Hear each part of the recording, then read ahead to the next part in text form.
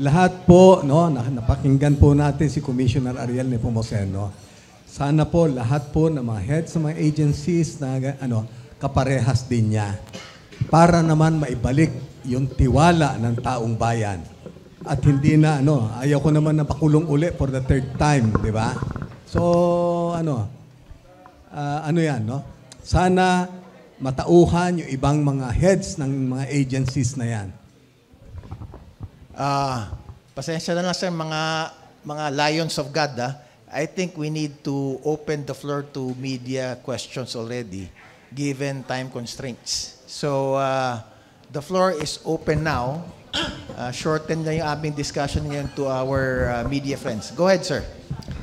Good morning po. Commissioner Nepomuceno, I'm Gab Gonzalez po from DZMM. Ayan. Sir, ano po yung dapat sanang tatakbuhin nung meetings natin with the US Homeland Security? Bakit po tayo nag-request ng meeting sa kanila? In general, gusto natin mapalakas yung partnership with our counterparts sa US. In this case, US Homeland. With due respect sa kanila, ang particular item ko ay yung pumapasok na ngayon, sir, ang illegal drugs. Sorry sa US, nasa news naman. From the US, hindi ganun dati eh. Oo nga eh, dati sa ibang bansa nang gagaling yan. So, I am personally alarmed. So, humingi ako ng tulong dahil exports from the US, dati hindi natin dinadanas yun. At hindi biro, sir. Ang amount, yung isa namin nahuli, 800 million plus worth of shabu from Southern California. So, nanghingi ako ng container. I'll take this opportunity. Unfortunately, ang ginagamit, balikbayan boxes. Ngayon, naunawaan naman natin na kami ay napakaingat. Utos ko yan dahil yan ay para sa ating mga kababayang OFWs at kanilang mga kamag-anak. Kaya lang may nananamantala, sumusubok kung natutulog ang BOC. Actually, hindi. Mahihirapan silang magpasok. Kaya nga makikita ninyo, sunod-sunod ang mga nahuli namin. Nakakatatlong buwan pa lang kami rito. Ang worth na ng mga nahuli natin, of course combined, but mainly illegal drugs and may cigarettes, worth more than 3 billion pesos kagad ang nahuli na natin. Napakalaki. Hindi naman from the US lahat yun. So yun ang ba't kami nakapag sa US Homeland. At pagkakasin namin yung samahan namin at kami mismo aaralin namin din yung sistema sa US part kung paano naman pumapasok doon at naaawat nila yung smuggling. So yun yung dahilan primarily. No? Again, yung report na yon hindi ako naninisi, hindi naman yan patungkol sa aming present, na July lang kami nagsimula eh. Nakakalungkot yan, but then again, ang tama nating gawin, binasa ko naman, ayusin natin yung ating sistema, mawala yung korupsyon, upang ang mga pag-uulat tungkol sa Pilipinas gumanda. Hindi lang naman galing sa US. Quick follow-up lang po. Kailan po itong request po natin for a meeting? Yung nauna, tapos na yun, yung dalawa. Again, before this report came in, nakapag-2 meetings na kami. Itong huli kong request, gusto kong malaman sa kanila yung mga particular details kung ano ba nangyari. Di ba? Halimbawa, may mga particular instances of corrupt ba, hiningan ba ng pera, yung mga kumpanya nila dito. Gusto ko malaman yon. Kahit hindi ko pa panahon yon, kung may pagkakataon pang panagutin natin yon, isa yon. Pero mas importante, paano hindi mauulit yon? Systems and processes improvements ang habol ko. Thank you, Com. This is for Sir Ariel Nepomuceno. Sir, I'm Marco Luis Beach, business reporter from the Philippine Star. Sir, yung ICI kahapon mentioned that the BOC will auction off 13 Discaya cars. So sir, magkano po kaya yung kikitain ng customs for this and kailan po magsa-start yung auction? Ang target namin, middle of November, dapat magawa na namin. May mga legal processes pa, pero doon din tutungo yan. Ang target namin, more or less November 15, ma-auction yan. Kapag successful yan, I can assure it will be competitive and transparent. Ang minimum namin, hindi naman BOC yan. Ang minimum pwedeng kitain ng pamahalaan, yung proceeds ng bidding, should be minimum of 200 to 220 million. May computation siya. Billion, sir? Million. 13 mga sasakyan yan, dapat, yun yung pinakamababa, yung floor price. Combined nung 13, dapat 200 to 220 million. It should be more pag maganda yung bidding. Ano? Hindi ko lang alam, yung totoo, yan ba ay may magbibid ba dahil kotse nila yan? Or ayaw nila yan? Hindi ko alam. Di ba may mga tao na parang maganda to, kay Elvis Presley. Ito hindi ko alam eh. Di ba? Hindi ko alam kung ito ay magpapataas o magpapababa ng presyo. Sir, follow up lang. Secretary Vecto mentioned that bumaba daw yung collection ng BOC. So sir, mamimit po ba natin yung 990 billion na revenue target for this year? Ganito linawin ko ha. Again, parte na ako ng BOC. Bumaba yung collection from January to to June, end of June. Again, kaibigan ko yung dating commissioner ha. Iba-iba yung panahon. Ano? Baka may mga external reasons kung ba't nangyari yun. Ayaw kong husgahan yun. Nung pagpasok na namin, again, just to set the record straight, ano? Hindi to pagyayabang, hindi to pananumbat. Ano? Yung koleksyon ng Bureau of Customs noong July, nung kami na, that's the highest recorded monthly collection for the last 2 years. Ano yun? On record yun. Nag-surplus pa kami ng mahigit 1 billion, mga 1.2 billion. Ngayon, noong August, ghost month kasi yan, hindi naman alibay, ano? Anyway, business reporter ka naman. Pagtsatsaga kami details. Yung volume nitong August na ghost month na expected bababa naman kasi China ang main trading partner natin. Ano? Bumaba yung volume ng Agosto kumpara sa volume ng Agosto last year. In other words, mas mataas yung volume last year, mas mababa yung volume this year. Pero ang collection namin ngayon, mas mataas pa rin kumpara sa August last year. The same with September. Lower volume, pero mas mataas ang collection. Ang ibig sabihin nun, na-achieve natin yung collection efficiency. Wherein, nagkaroon ng growth ng around 5 to 7% year on year, yung buwan. Pero unfortunately, pag sinama natin yung January to September, nasa 1 to 1.5% growth lang yun. At least growth pa rin pag pinagsama-sama. Kaya lang gusto ko lang maging fair dun sa present team beginning July. No?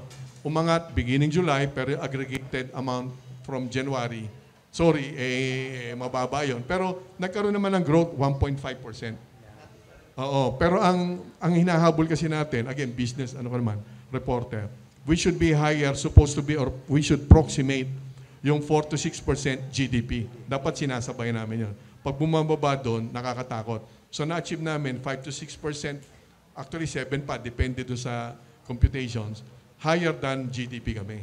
Nitong July until September. Sir, full year, 990 billion pa din? 958 yung aming target. So, i-compute ko. Hindi pa ako sumusuko. Kasi again, may laban pa eh. Meron pa October, November, December. Hopefully maabot namin. Hindi ko lang kaya pangako. Kasi para mangyari yan, napakarami mong kukumpuniin sa BOC. Maraming moving parts. Pag ginalaw mo to, gagalaw to. Alam mo, hindi to simple. Sa ibang ahensya, gawin mo secretary hinihintay ko ang maging secretary si Colonel Kerubin. Kaya mo, day one, iron hand. Kaya ni Sir yun. Kaya lang, sa BOC, pag ginawa mo yan ng day one, hindi ako sure anong mangyayari sa koleksyon. Kaya kailangan ligawan ko yung mga stakeholders, business communities, gawin na natin tama, mga brokers, kailangan gawin nyo na rin yung tama, BOC, gawin na rin yung tama, maraming moving parts. Which we should, at least yung collection natin, nakukuha natin kahit pa paano. Thank you, sir. Yeah, buti na lang na nakasama ko si Ariel, si Commissioner ngayon. Nabawasan yung galit ko. Commissioner Cassandra Salonga po from ABS-CBN News. Regarding po ito dun sa luxury car na walang plate na na-flag po sa BGC at may links po sa importer ng mga sasakyan ng mga Diskaya. Nakikipag-ugnayan na raw po ang LTO with BOC tungkol sa luxury car na to. Pwede po bang ma-share niyo po yung initial findings or any follow-up on this? Ganito, nag-usap kami ng new LTO chief, parang 5 araw pa lang ata si Asek Lacanilao. Dati kong assistant secretary siya sa National Defense. So madali yung aming pag-uusap. Hindi ko naman siya tawan ngayon kasi head of agency na rin siya ngayon. No? So madaling communication. What we found out initially last night, kung paano na ipasok yung mga dati na mga sasakyan, kagaya ng Bugatti, at yung 13 doon sa 30 sasakyan ng Diskaya, yun din ang naging scheme. So, again, mag-uusap kami. In fact, meron kaming MOA signing, although formalities yun, MOA signing next week, Wednesday, upang instant yung sistema ng LTO at ng BOC, automatic na yung ano namin na data sharing. Hindi na namin may hintay yung national single window rollout. It might take time. At least yung BOC at LTO, instant na kami. So mag-i-investiga rin kami. Alam na namin yung scheme. Pero nangyari, hindi namin panahon na. Pero sir, pwede pong pa-explain yung scheme mismo? If it's alright with you. Ganito yan, pinaliwanag ko na rin dati, no? Ganito yan. Dalawa kasi yung posibilidad ng pandaraya. Smuggling pandaraya yan. Yung dayain mo yung presyo lang, nagtipid ka, at para magawa mo yun na mas malala, papalitan mo kung ano yung kotse yung dinala mo. Oo, isang undervaluation or undervaluation combined with misdeclaration. Ang nangyari sa Bugatti, for example, ang deklarasyon nun, sir, pick-up truck. And then, nagkaroon ng maling certificate of payment na doktor na siya naman pinagbasihan ng LTO, mali yung pagbabayad, so forth. So, false documents to be the basis of wrongful payments. But for the record, again, itatama natin yan. Pero yung mga nagkamali na gumawa niyan, na i-announce ko na to, nag-issue na kami ng show cause orders to our own personnel. Again, hindi ako naninisi, ma'am, this happened, the entry of these vehicles happened way before we came in. No? So, balit hahabulin natin yan, mananagot. At ang importante, magkakaroon na tayo ngayon ng processes improvements. Halimbawa, kaya nangyari yan, sir. Merong isang check and balance sana. Yung tinatawag na authority to release imported goods from the BIR. To be fair with the BIR, hindi sila kasali rito. Sa scheme, ang BIR, kukuha ka dapat dyan ng ATRIG, tawag na, authority to release imported goods. Pag kinuha mo yun ang magiging basehan ng babayaran mo excise tax. Digital yan. So, ang ginawa dyan sa mga nakapasok, nilagtawan yon. So, nag-issue yung mga pumirma ng temporary release order without the ATRIG. So, yung check and balance sana sa proseso na wala. So, immediately, for the record, nag-issue na ako na bawal magproseso, more so, bawal mag-release ng dokumento. Hindi lang kotse to. Lahat ng imported goods na kailangan ATRIG, bawal yung iproseso ng walang ATRIG. Period. Wala nang paliwanag. No exemptions. Siyempre, may magagalit na importers. Hindi naman sila boss ko Di ba? Hindi, pasensya na sila. Masasayang pera nila if they still attempt to smuggle.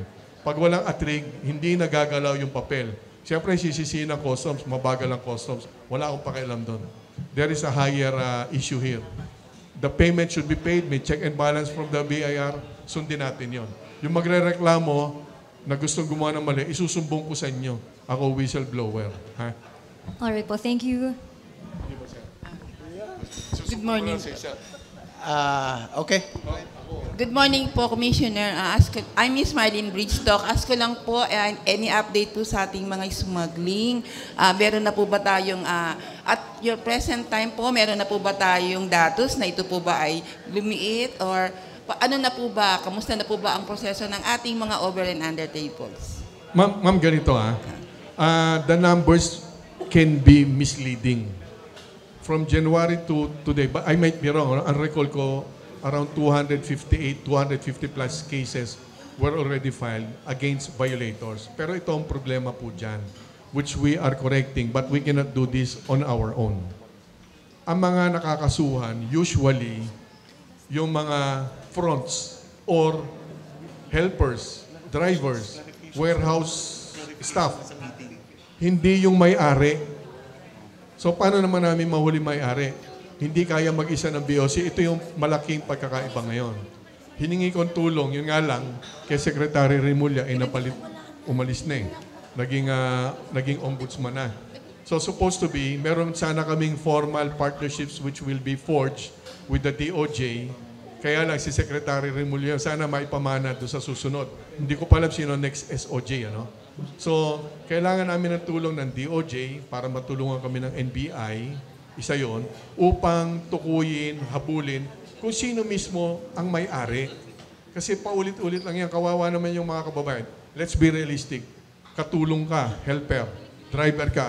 Hindi mo naman tatanong yung boss mo eh, boss, legal ka ba? Wala namang ganon. Or kung meron kang duda na illegal yung boss mo, hindi mo rin naman alam yun eh. Di ba?